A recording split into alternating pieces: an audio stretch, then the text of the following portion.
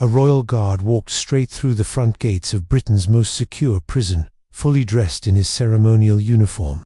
The officers on duty immediately told him to turn back, but he didn't say a word. Instead, he handed over a sealed Ministry of Defense file marked "Eyes Only" and spoke just 5 words. "He saved my life once. They tried to stop him. They tried to radio for command. But by then, he was already inside, crossing a threshold no one in uniform ever dares to enter without high-level clearance." What the guards didn't know was that the man locked inside hadn't had a trial in 7 years, and the Royal Guard wasn't there for tradition or show. He was there on a mission to bring someone home.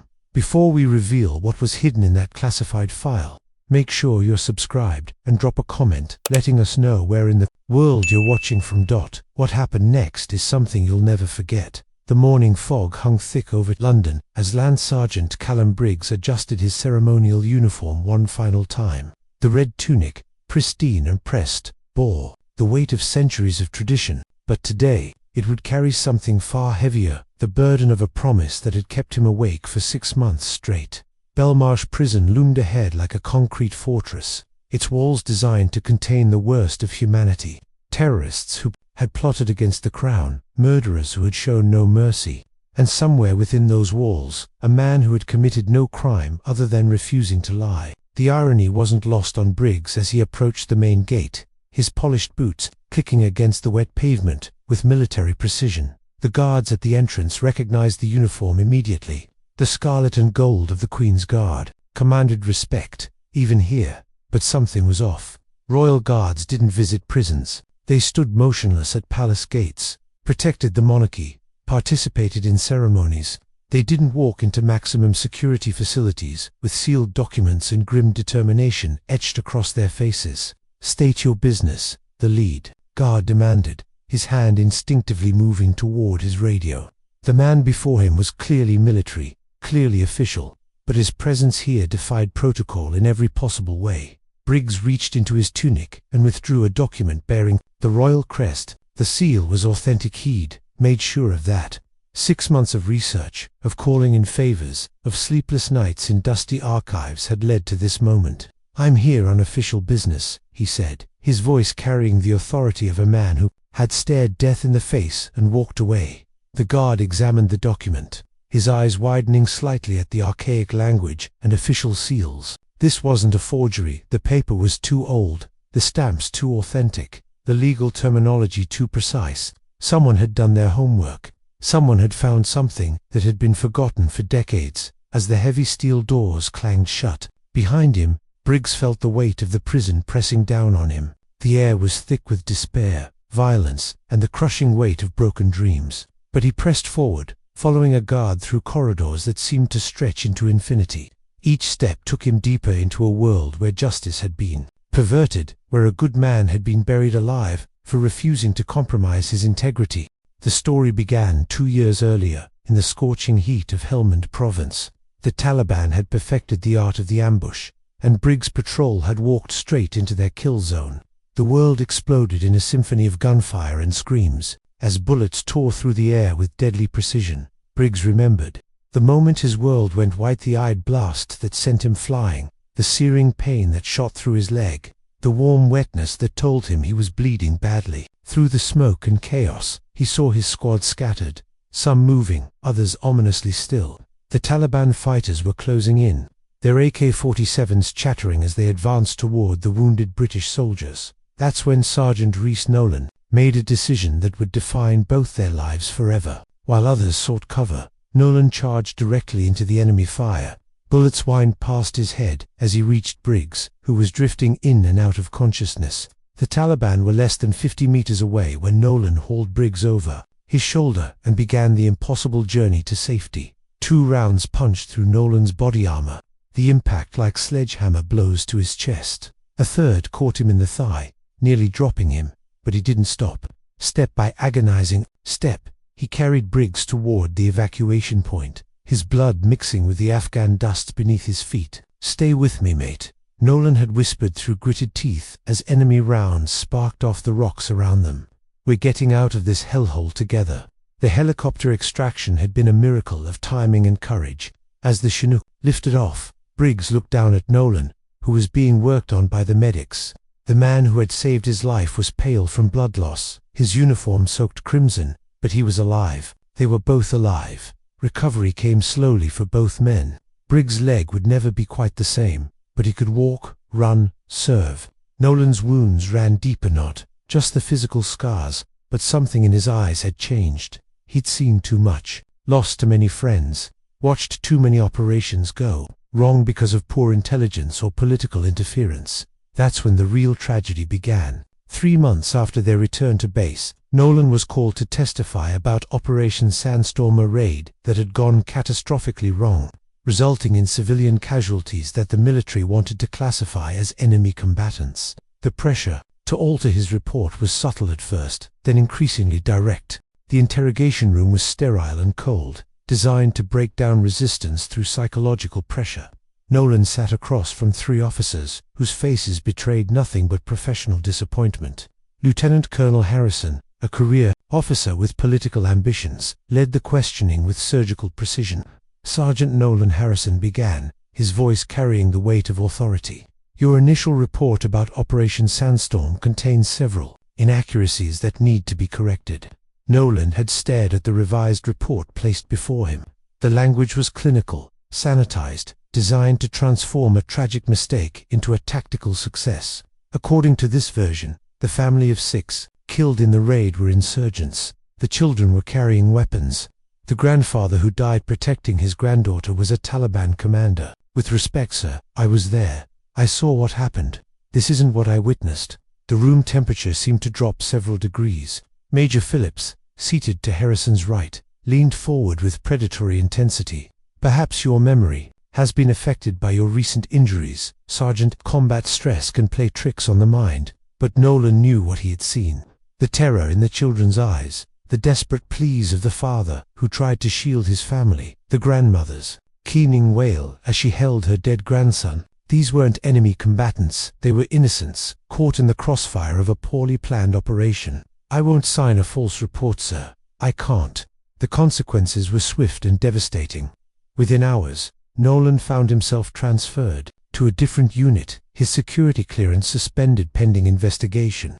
The investigation, of course, was a sham designed not to uncover truth but to bury it deeper than the Afghanistan. Captain Morrison, the 3rd officer in the room, had the decency to look uncomfortable as he slid another document across the table. This is your discharge paperwork, Sergeant. Medical discharge due to combat-related psychological trauma. Nolan's hands shook. As he read the document, they were throwing him away, discarding him like a broken piece of equipment.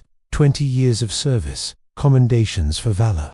The lives he'd saved him, none of it mattered because he wouldn't lie. But even discharge wasn't enough for them. Someone, somewhere in the chain of command, decided that Nolan knew too much, represented too great a risk. The charges came a week later. Possession of classified documents, intent to distribute sensitive information, conduct prejudicial to good order and discipline. The evidence was manufactured with breathtaking efficiency. Documents appeared in Nolan's quarters that he'd never seen before. Communications records showed contacts with journalists that had never occurred. Witnesses testified to conversations that existed only in their imaginations. Briggs had been recovering in a military hospital when he heard about Nolan's arrest. The news hit him like a physical blow, knocking the breath from his lungs.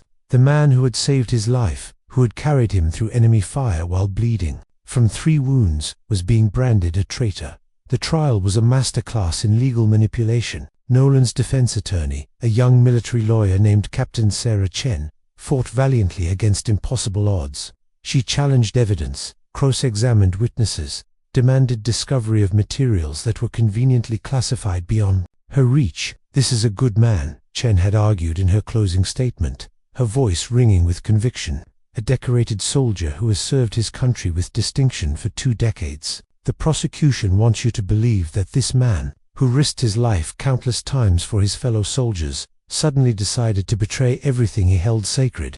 Why? Because he refused to lie about civilian casualties.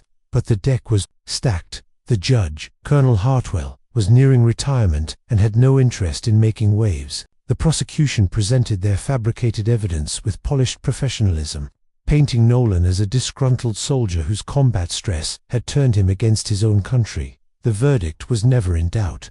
Guilty on all charges. 20 years in prison, reduction in rank to private, forfeiture of all pay and allowances, dishonorable discharge.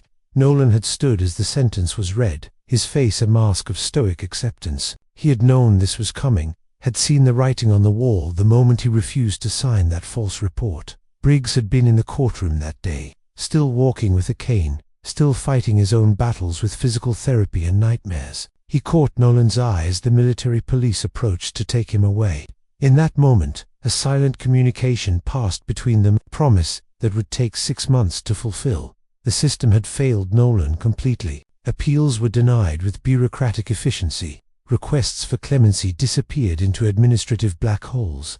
Letters from fellow soldiers attesting to his character were filed away and forgotten. The military machine had decided that Sergeant Rhys Nolan was a problem that needed to disappear, and disappear he would. Belmarsh Prison was the perfect solution. Officially, he was there for his own protections, surrounded by terrorists and murderers. He would be safer than in a standard military prison, where other soldiers might be sympathetic to his cause. Unofficially, he had been buried in the deepest, darkest hole the British penal system could provide. The first 3 years of Nolan's imprisonment were a descent into a hell designed to break strong men.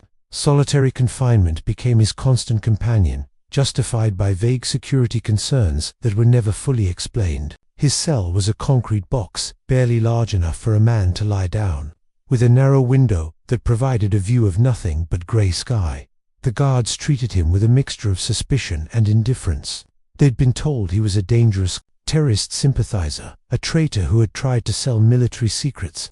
The truth was irrelevant. Their job was to keep him contained, not to understand the complexities of military justice, or the courage it takes to refuse an illegal order. Books were his salvation during those early years. The prison library was limited, but Nolan devoured everything available: history, philosophy, law. He studied the cases of other men who had been wrongfully imprisoned, looking for patterns, precedents, anything that might provide hope for eventual freedom. It was during his 4th year that he began to hear whispers about Briggs. Other prisoners, some with connections to the military, brought fragments of information. The Queen's Guard, who asked questions about a certain sergeant, the soldier who spent his off-duty hours in legal libraries, photocopying obscure military regulations and historical precedents. Nolan allowed himself to hope, just a little. The friendship forged in combat and sealed in blood wasn't easily broken, but hope was a dangerous thing in a place like Belmarsh. Hope could drive a man mad when it was repeatedly crushed by the indifferent machinery of injustice. Meanwhile, Briggs was conducting the most important campaign of his life. His duties as a Queen's Guard provided the perfect cover. Who would suspect a ceremonial soldier of conducting clandestine legal research? His red tunic opened doors that would have remained closed to a civilian. His military bearing commanded respect even from skeptical archivists and librarians. The breakthrough came in the dusty basement of the Ministry of Defense archives. Buried among thousands of forgotten documents, Briggs discovered something remarkable: the Military Personnel Repatriation Act of 1892. The law had been written in response to a scandal involving British soldiers wrongfully imprisoned in colonial territories, designed to provide a mechanism for the rapid return and rehabilitation of servicemen who had been unjustly detained. The language was archaic, the legal precedents were ancient, but the law was still technically in force. More importantly, it provided a pathway that bypassed the normal appeals process, allowing for the immediate release of any serviceman who could demonstrate wrongful imprisonment through the presentation of contradictory evidence. The research phase was only the beginning. Briggs needed evidence, real, tangible proof that Nolan had been framed. This meant tracking down witnesses who had scattered to the winds, finding documents that had been buried in classified files, piecing together a conspiracy that powerful people had every reason to keep hidden. Captain Sarah Chen, Nolan's former defense attorney, had left the military shortly after the trial. The experience had shattered her faith in military justice, and she now practiced family law in a small firm in Manchester. When Briggs appeared at her office, still in uniform, she initially refused to see him. "I did everything I could for Sergeant Nolan," she said through her secretary. "The system failed him, and I failed him. There's nothing more to discuss." But Briggs was persistent. He waited in her office lobby for 3 days straight, politely refusing to leave until she would grant him just 10 minutes of her time. Finally, Curiosity overcame her resistance. "What could you possibly tell me that I don't already know?" Chen demanded, as Briggs sat across from her cluttered desk. "I lived through that trial. I saw the evidence, heard the testimony. It was all fabricated, but it was legally admissible fabrication." Briggs laid out his research methodically. The 1892 law, the precedents, the legal pathway that had been overlooked. Chun's expression gradually changed from skepticism to amazement, to something approaching hope. This is actually brilliant," she whispered, scanning the documents. "But we still need proof of the fabrication. Without that, this law won't help us." The proof came from an unexpected source.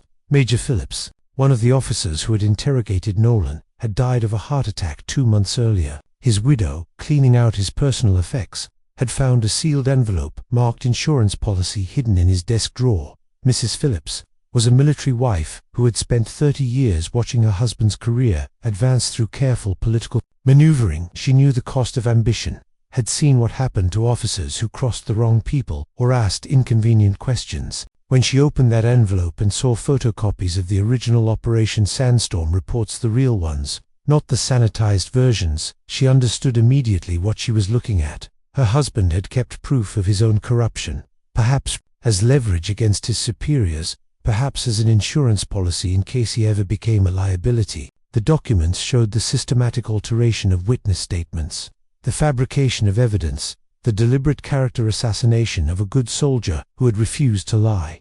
Getting those documents required delicate negotiation. Mrs. Phillips was terrified of retaliation, worried about her pension, concerned about her family's safety. But she was also a mother, and the thought of an innocent man rotting in prison while her husband's co-conspirators prospered was more than her conscience could bear. The retired judge who would ultimately validate Briggs' legal strategy was Sir Edmund Blackwood, a man whose career had spanned 6 decades and who had seen every form of legal chicanery imaginable. At 87, he was still sharp as a blade, and possessed of an uncompromising sense of justice that had made him both respected and feared during his years on the bench. Blackwood's involvement began when Briggs appeared at his country estate in Gloucestershire, armed with his research and the Phillips documents. The old judge listened with growing amazement as Briggs laid out the case, explaining not just the legal precedents, but the human cost of the conspiracy. "Young man," Blackwood said, when Briggs finished his presentation, "what you're describing is not just a miscarriage of justice, it's a systematic corruption of the military legal system. If you're right about this law, about these documents, then we have the tools to not only free Sergeant Nolan but to expose the entire conspiracy." But there was a problem.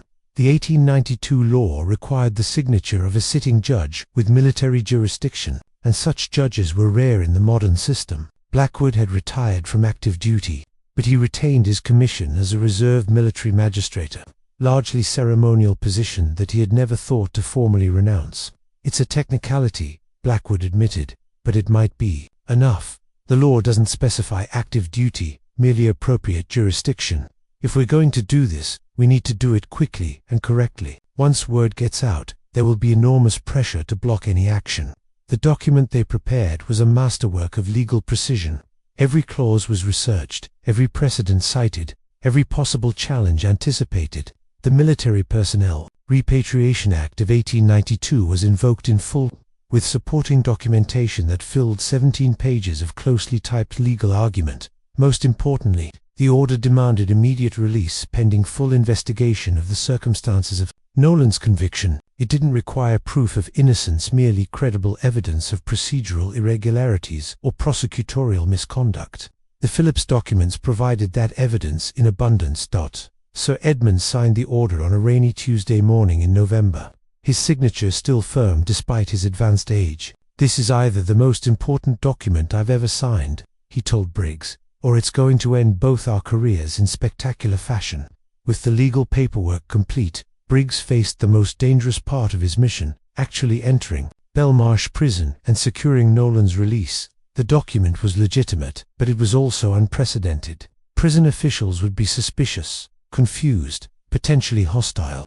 There was also the very real possibility that powerful people would move to block the order once they learned of its existence. The walk through Belmarsh's corridors was like descending into Dante's Inferno. Each security checkpoint represented another barrier between Nolan and freedom, another opportunity for the system to assert its power and deny justice. Briggs' escort, a veteran guard named Williams who had seen everything the prison system could offer, watched him with curious eyes. "Never seen anything like this in 30 years, Williams admitted as they passed through the fourth security door. Royal Guard, showing up with century-old legal documents, demanding to see a prisoner who's been in solitary for 7 years. "What's your story, soldier?" Briggs considered his answer carefully. Too much information could compromise the operation if word leaked back to the wrong people. Too little might seem suspicious. "The man you're holding saved my life in Afghanistan. I've spent 2 years proving he was framed." Williams stopped walking and studied Briggs with new respect. Military brotherhood, heard stories about that kind of loyalty, never seen it in action. "Your boy must be something special." The maximum security wing of Belmarsh was a place where hope went to die. The cells were designed for men who would never see freedom again: terrorists, spies, the most dangerous criminals in the British system. The fact that Nolan had survived 7 years in this environment spoke to an inner strength that most men didn't possess. Cell 347 sat at the end of a long corridor, isolated from the other prisoners. The guard posted outside looked up in surprise. As Briggs and Williams approached, this was unprecedented. Visitors to this wing required weeks of advance clearance, background checks, approval from multiple government agencies. "Open it," Briggs commanded, his voice carrying the authority of the royal warrant tucked inside his tunic. The key turned with a sound like a gunshot in the quiet corridor. The cell door swung open to reveal a man who had been broken and rebuilt so many times that he seemed to exist outside normal human categories. Rhys Nolan had aged decades in 7 years, his hair gone white, his face carved with lines of suffering and endurance, but his eyes still burned with the fire that had carried a wounded comrade across a battlefield under enemy fire. When he recognized Briggs, standing in the doorway like something from a dream, that fire blazed even brighter. "Callum," Nolan's voice was hoarse from years of minimal conversation, uncertain and hoping. "Is this real, or have I finally lost my mind?" Briggs stepped into the cell and extended the release order. His hands were steady, but his voice shook with emotion as he spoke. "You saved my life in Helmand, mate. Took me a while, but I'm here to return the favor." The walk back through the prison corridors was surreal. Nolan moved like a man in a dream, each step taking him closer to a freedom he had long ago stopped believing possible. Other prisoners pressed against their cell doors as word spread through the wing someone was walking out of maximum security. Someone was beating the system. Williams, the guard escort, had to call for additional security as curious inmates created disturbances throughout the wing. "Bloody hell," he muttered as they passed another crowded cell door. "It's like they think you're Moses parting the Red Sea." But not everyone was celebrating. In offices throughout the government complex, phones were ringing as news of Nolan's impending release spread through official channels. The men who had orchestrated his imprisonment 7 years earlier were still in positions of power, their careers built on the foundation of buried scandals and covered-up mistakes. Lieutenant Colonel Harrison, now a full colonel and assistant director of military personnel, received the call while reviewing promotion recommendations. The voice on the other end was professionally calm but carried an undercurrent of panic. "Sir, we have a situation at Belmarsh. Someone's using some kind of historical legal mechanism to secure the release of prisoner 4471. Harrison's blood ran cold. He hadn't heard that prisoner number in years, but he remembered it like his own birthday. "That's impossible. All appeals were exhausted years ago." "Who authorized this?" "That's the problem, sir. It's not an appeal. It's some kind of emergency repatriation order signed by a reserve military magistrate. Legal says it appears to be legitimate, but the precedent dates back to 1892. The colonel's mind raced through possibilities. Could this be stopped? Who had the authority to countermand a military magistrate's order? How much did this person know about the original case, and how much damage could they cause? But it was too late for damage control. By the time Harrison's call reached the prison, Briggs and Nolan were already passing through the main gate. The November afternoon was grey and cold, but to Nolan it might as well have been blazing summer sunshine. He stood on the sidewalk outside Belmarsh and breathed free air for the first time in 7 years. The media attention was immediate and overwhelming. Someone had tipped off the press, possibly Williams, the guard, who had been impressed by the display of military loyalty. Or perhaps Sir Edmund Blackwood's clerk, who understood the historical significance of what was happening. Reporters swarmed around them as they walked toward Briggs' waiting car. Questions flew like bullets. How does it feel to be free? Were you really innocent? Who was responsible for your imprisonment? What will you do now? Nolan, overwhelmed by the noise and crowd after years of solitary confinement, looked to Briggs for guidance. The Queen's Guard stepped forward with practiced authority, his ceremonial uniform commanding respect, even from hardened journalists. "Sergeant, Nolan will make a statement when he's ready," Briggs announced. For now, he needs time to process his freedom and reconnect with his family. The aftermath of Nolan's release was swift and devastating for those who had orchestrated his downfall. The Phillips documents, combined with the renewed media attention, forced a parliamentary inquiry that could not be ignored or buried. Captain Sarah Chen, reinvigorated by the victory, returned to military law with renewed purpose. Leading a team of advocates for wrongfully convicted servicemen, Colonel Harrison found himself the subject of a criminal investigation. Within weeks of Nolan's release, the evidence of his involvement in falsifying reports and suppressing evidence was overwhelming once investigators knew where to look. His career imploded in spectacular fashion, his pension forfeit, his reputation destroyed. But the real victory was quieter, more personal. Nolan spent his first week of freedom at Briggs' apartment, slowly readjusting to a world that had changed dramatically during his imprisonment. Smartphones, social media, streaming services technology had advanced while he lived in a concrete box. 7 years, Nolan said one evening, as they sat watching the news coverage of the parliamentary inquiry. 7 years of my life stolen because I wouldn't lie about dead children. Briggs, still in his civilian clothes, after returning from duty at Buckingham Palace, poured 2 glasses of whiskey. "But you didn't break. They tried to break you, mate, and they failed."